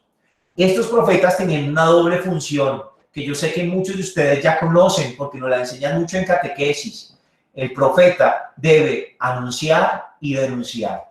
¿Qué anunciaban? Anunciaban cosas como el amor de Dios, como la justicia, etcétera, como la justicia de Dios mismo, pero también denunciaban cosas como la falsedad en el culto, una religiosidad que era incoherente con la vida, la injusticia, la falta de confianza en Dios, la idolatría, todo eso lo denunciaban los profetas. Aquí tengo que decirte también que el profeta habla con palabras y con hechos. Con palabras, predicando, denunciando, hablando, pero también hacían gestos. Te voy a poner un ejemplo así, abuelo de pájaro. Había un profeta llamado Oseas, y Oseas se va a casar con una mujer prostituta. Él se casa con esa mujer prostituta para mostrarle al pueblo que así como él, siendo un varón judío, toma una prostituta por esposa, también Dios, a pesar de que su pueblo se ha prostituido con muchos dioses, lo llama y quiere desposarse con él nuevamente, no le repudia. ¿Te das cuenta cómo las cosas que hacían los profetas eran parte de su mensaje? Los profetas anuncian el mensaje con palabras y con hechos. Por lo general también anuncian cosas futuras. Por eso dicen oráculo de Yahvé, en aquellos días oráculo del Señor, llegan a tal cosa, pasará a tal cosa, etcétera. Es como características así, abuelo de pájaro, del género profético. Ya conoces a muchos profetas o los has oído, estoy seguro. Amós, Oseas, Miqueas, Ezequiel, Jeremías, Isaías, etcétera. El género apocalíptico. Aquí estoy haciendo un vuelo de pájaro, ya vamos a terminar. Por aquí Lady dice, Ana Verónica dice, me refería al mítico, pero ya entendí la diferencia. Me alegra que le hayas entendido, Vero. Y Lady dice, padre, ¿actualmente puede haber profetas? Eso es otra pregunta de fe que tengo, porque nuestros hermanos separados reciben profecías. Bueno, de eso vamos a hablar también. Es más, me parece que esto deberíamos hacerlo en una píldora de las que vamos a hacer sobre dudas de la fe. Me gusta. No te la voy a responder aquí con tiempo, pero prometo que empezamos la próxima sesión con esa pregunta que me estás haciendo, para poder terminar y no extenderme. El género apocalíptico. Oráculo. El oráculo, Adrianita, viene a ser como alguien que es capaz de traducir una especie de visión o de revelación de Dios hacia los hombres, más o menos. Entonces, el oráculo de Yahvé es casi siempre los profetas, Dios les habla, ya sea por mociones interiores, porque les dirige su voz o porque les presenta una visión. Entonces, el oráculo es capaz de interpretar esto y de traducírselo a las personas. Más o menos por ahí va un poco la cosa. Y qué bueno que lo preguntas, porque así era como hablaba Dios a los profetas, visiones, etcétera. Es como aquel que es capaz de interpretar y de vaticinar todas esas cosas que van a suceder, etcétera. es una figura que no es solo del pueblo de Israel. Hay otras culturas que también tienen oráculos, y esos oráculos en otras culturas son aquellas personas como que tienen una cierta ascendencia espiritual y son capaces de predecir o descifrar cosas que los otros seres humanos comunes no pueden. Ese es como el papel que tienen en otras culturas. Llegamos a un término, a un género que es muy famoso, y es el apocalíptico. Aquí lo vamos a ver solo brevemente, pero ¿qué tengo que decirte yo del género apocalíptico? Casi siempre lo asociamos con que predice el futuro. De hecho, muchos le tienen miedo incluso a leer el Apocalipsis porque dicen que es terrible. Algunos dicen que los dragones de los que habla el Apocalipsis están durmiendo debajo de nosotros y que en algún momento se van a levantar y lo van a destruir todo, que así es como se va a acabar el mundo, que eso está escrito en la Biblia. Vamos a hablar de qué es el género apocalíptico. Primero tengo que decirte que no solo el Apocalipsis tiene escritos en apocalíptico, en género apocalíptico. El apocalíptico se encuentra tanto en el Nuevo Testamento como en el Antiguo Testamento. En el Nuevo Testamento lo encontramos particularmente en el Apocalipsis, pero también en el libro de Daniel, en el Antiguo Testamento, se encuentran relatos con estas características de este género. El término apocalíptico significa revelación, es decir, algo que se muestra y que es dado a conocer.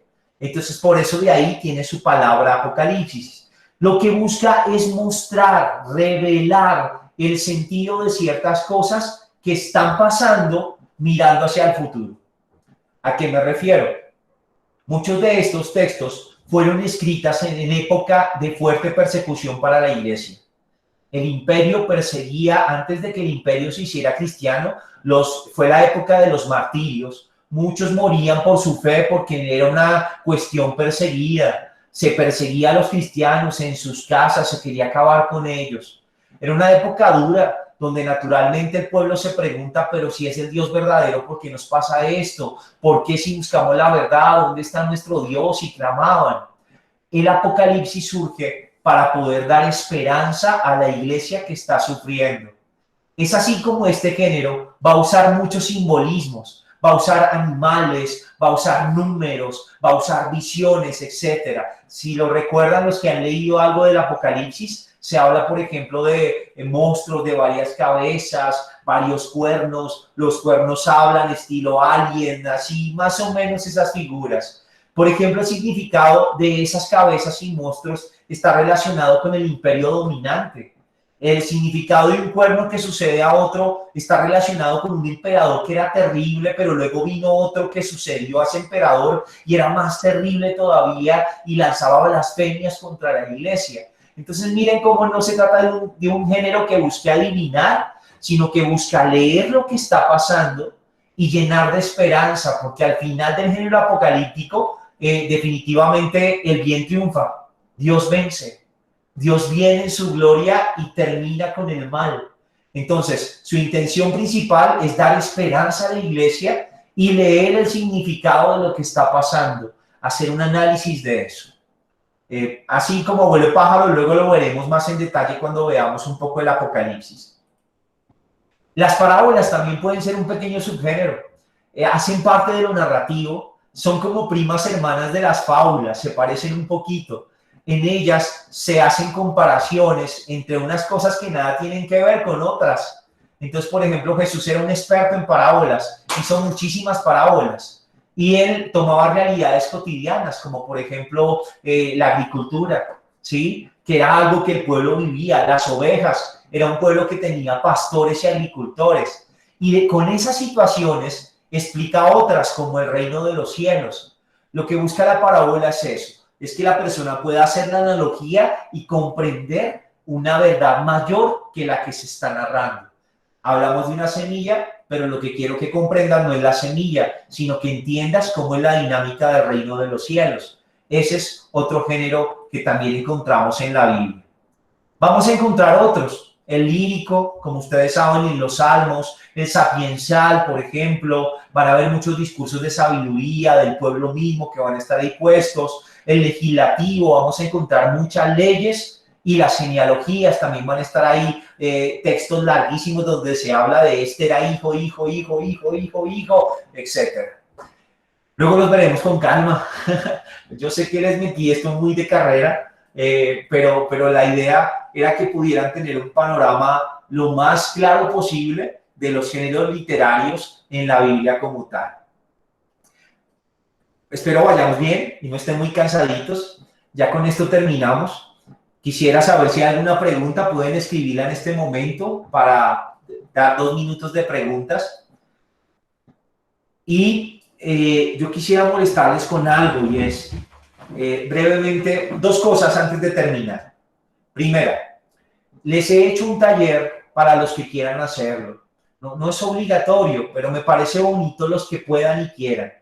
Es un taller donde van a encontrar algunos textos de la Biblia de acuerdo con cada género que vimos aquí a grosso modo. Por ejemplo, está el género mítico y los invito a leer el relato de la Torre de Babel.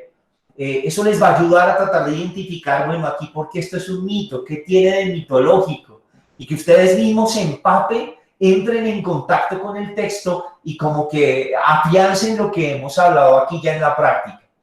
Se los voy a copiar por aquí para que ustedes lo puedan descargar, pero también les voy a dejar el link para que me hagan el favor de llenar esos datos y poder enviarles por correo la información de la carpeta donde van a estar todos los archivos del grupo de ahora en adelante. Eso, una cosa. Y la segunda cosa, yo quisiera escuchar a 2 de ustedes esta noche que me digan cómo vamos. Llevamos 3 encuentros. Sé que a veces pueden ser un poco densos, me preocupa eso. Yo los he visto muy participativos y muy pendientes y me alegra mucho eso, qué bonito. Pero me gustaría escuchar a 2 que me contaran cómo se han sentido y cómo van. Brevemente, ¿quién se anima? David. Yo. Oye, ¿quién dijo yo? Yo, David. Ah, ok, David. Cuéntanos, David. Pues mira que la verdad,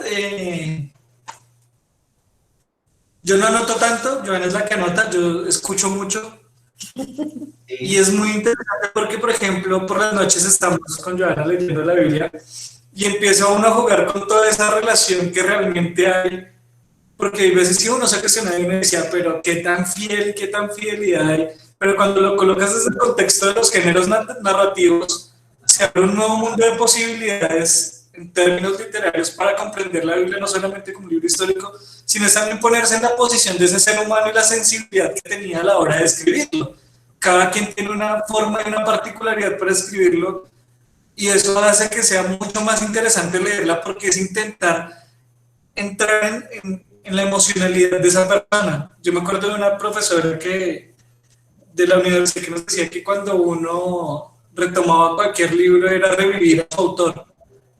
Entonces, retomar los libros realmente, de hecho son interesantes, es como leer una gran novela, o sea, sí, para mí, lo digo para mí, para varios gustos, la Biblia es un libro más allá que un libro religioso, es un libro lleno de historias, tiene magia, tiene acción, o sea, es muy entretenido, o sea, no, en serio, tú la lees y empiezas a imaginarte que te lleva a un mundo de cosas y eso me ha gustado bastante. Y escucharte cuando hablabas de todo el recorrido que hizo y de una otra forma cómo es permeada de pronto en su escrito, en su forma de narrar ciertas cosas, como el libro no se escribió en una sola región, sino al haber sido barrido por tantos lugares, genera una sensación mucho más interesante a la hora de leerlo, porque es también releer culturas y nos remite a uno a investigar más cosas. Por ejemplo, ahorita que hablabas de Babilonia, estaba investigando algunas cositas sobre la Torre de Babilonia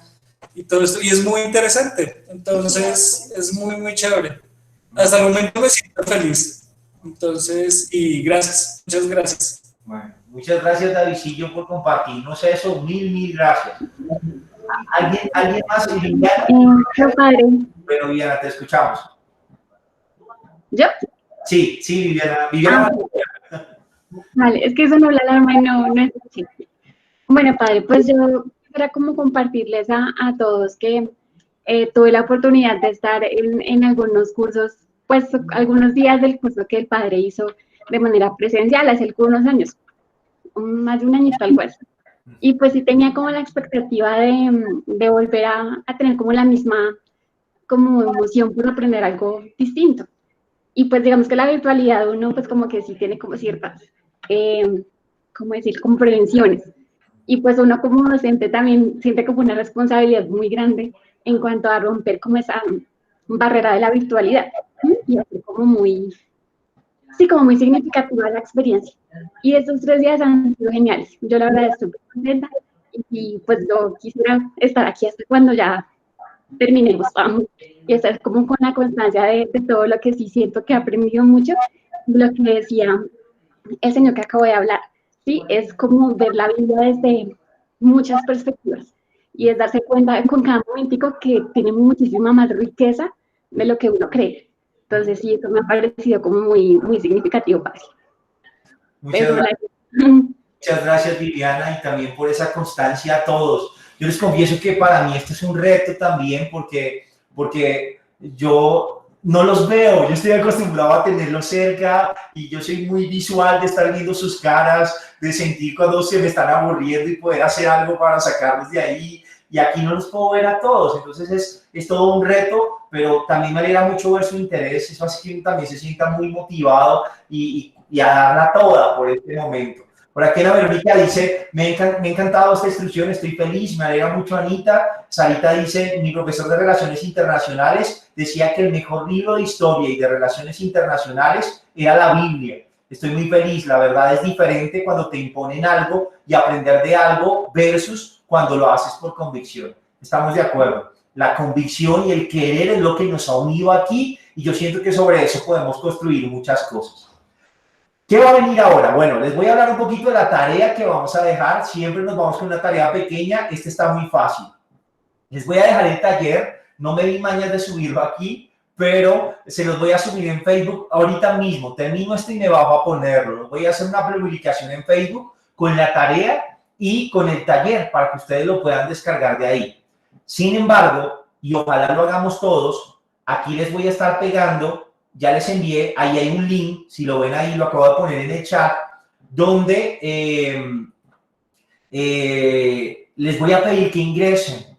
Ahí les van a pedir unos datos, su correo, su nombre, son preguntas muy sencillas. ¿Para qué nos va a servir esto? Me gustaría mucho tener la base de datos de todos nosotros. Primero porque a mí me gustaría que siguiéramos formándonos en la fe. Creo que esta experiencia que estamos viviendo nos muestra que es posible hacer cosas muy chéveres. Entonces yo cuando los veo y me reúno con ustedes, yo digo, genial que nos metamos, por ejemplo, a aprender de cristología o que nos reunamos y hablemos un poquito de otras cosas de fe que nos ayuden a formar muchísimo. Más adelante puede darse eso. Por ahora estamos metidos con la Biblia y estamos bien, tenemos que dedicarnos de lleno a ella. Pero esos datos me van a permitir que estemos en contacto, que podamos generar red, que yo pueda transmitirles ciertas cosas. Entonces, aquí les estoy dejando ese link, porfa, ingresen, llénenlo, les toma 2 minutos y ya luego a vuelta de correo les vamos a estar enviando el link con la autorización para que entren a la carpeta donde vamos a tener todo el material que vamos llenando, diapositivas, otros PDFs que voy a irles consiguiendo para los que quieran profundizar. Entonces no vayan a olvidar eso, ¿vale? Y Araceli, me hablas de formulario, ese que les envié ahí ese, exacto, que Jonathan acaba de poner, ese es el formulario que les pido a todos que llenemos. Nos aprendimos 15 libros de la Biblia, vamos súper bien, vamos por 20, vamos a ver cómo nos van 8 días con los 20, vamos con toda. Estamos pensando, Jonathan me ayuda muchísimo porque Jonathan nos prestó esta plataforma para poder grabar y eso es genial porque así si alguno falta o quiere volver a escuchar lo que vimos, lo puede hacer, ¿sí? Y él me está ayudando para que veamos una manera de evaluar, no para rajarlo, no se angustien, sino porque yo creo que cuando evaluamos también aprendemos. Qué chévere crear un quiz con lo que hemos visto y que ustedes se metan y de una vez se fogueen en las preguntas y en las respuestas se den cuenta y digan, uy, chamble, esto se me ha olvidado, claro, es lo otro. Eso también les va a ayudar a aprender más. Entonces, denme un tiempito porque les voy a estar proponiendo algunos quizzes para que los hagan y aprendamos un poquito más de todo esto en lo que estamos, ¿vale? Entonces, tarea, el taller que les voy a dejar ahí en Facebook en la página y los 20 libros, vamos por 20. Yo sé que varios han hecho la tarea de aprendérselos y me parece muy chévere. A los que me han enviado las tareas, esta semana me pongo juicioso y se las retroalimento para compartirlas. Muchas gracias por ese interés tan bonito. Bueno, vamos a darle gracias. Padre, Señora. padre, ¿me escuchas? Hola, Sí. con la esposa de Jonathan. Hola.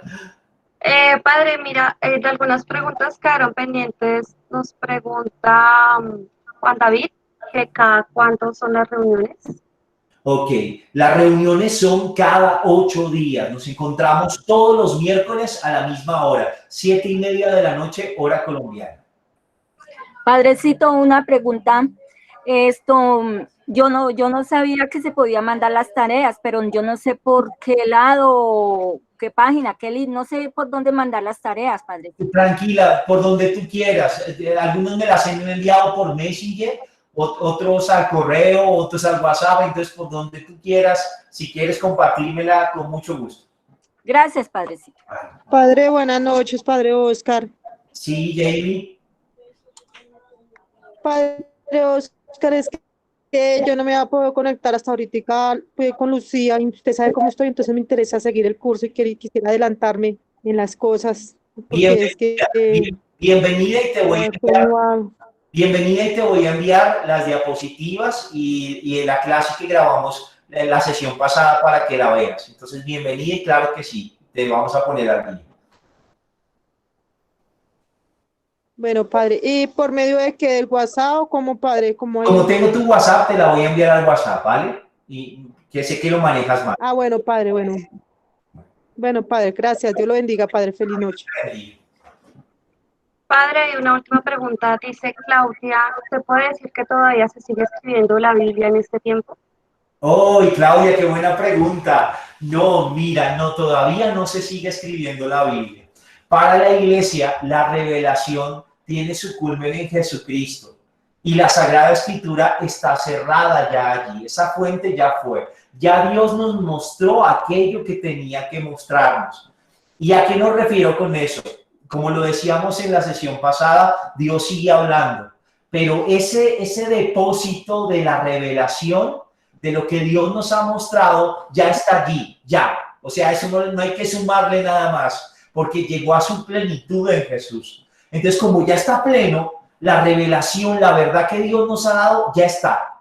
Otra cosa es que a ti y a mí, desde nuestra historia, nos corresponde tomar esa verdad y hacer la vida, descubrir en nuestro hoy cómo esa verdad se incorpora, qué es lo que Dios me dice a mí. Y lo que te estoy diciendo se respalda con el hecho, por ejemplo, cuando tú y yo leemos un pasaje de la Biblia, como escrito hace tantos años, y yo puedo sentir que me identifico, y yo puedo decir, uy, el Señor ahí me dijo tal cosa, y lo que me dijo a mí es distinto de lo que te dijo a ti. Entonces mira que esa palabra que está viva actúa todavía, pero ya no se sigue escribiendo. La palabra revelada ya está allí en ese depósito. Por eso no hay nuevas revelaciones. No, Dios ha hablado. Ahora nos toca a los hombres descubrir cómo está hablando a partir de eso en nuestra vida y responder. Entonces no se sigue escribiendo, ya está escrita y es ese libro sagrado que tenemos, que es una de las dos fuentes de la revelación.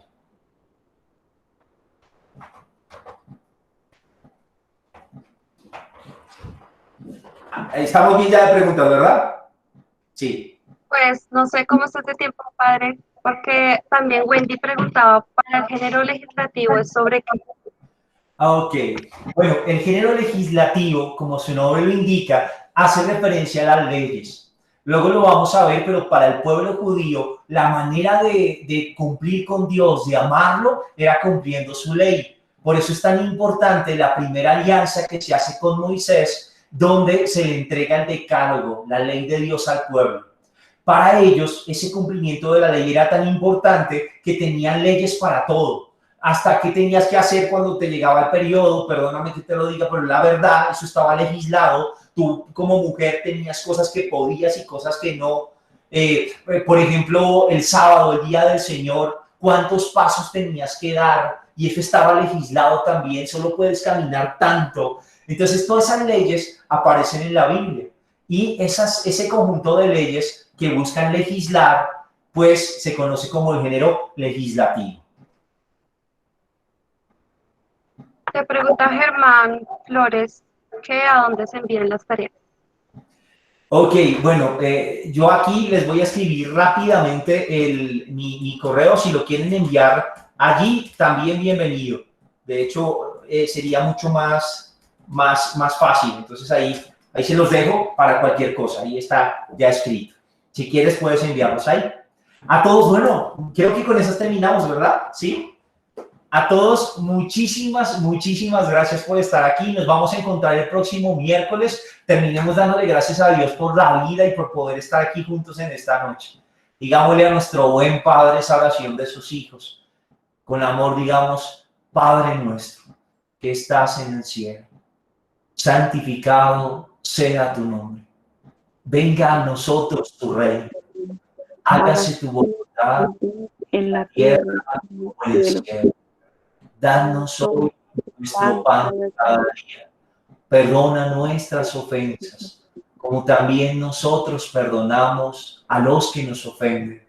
No nos dejes caer en tentación y líbranos del mal. Gloria al Padre, al Hijo y al Espíritu Santo, como era en el principio, ahora y siempre, por los siglos de los siglos. Amén. El Señor, que los ama inmensamente, los bendiga, los guarde. Aumenten ustedes la fe y el deseo de buscarlo y amarlo. Amén. La bendición de Dios Todopoderoso, Padre, Hijo, Espíritu Santo, descienda sobre ustedes y les acompañe siempre. Muchas gracias a todos. No se les olvide la tarea. Por ahí les voy a dejar el taller. Una feliz noche y gracias. Jesús está en nosotros no aparte.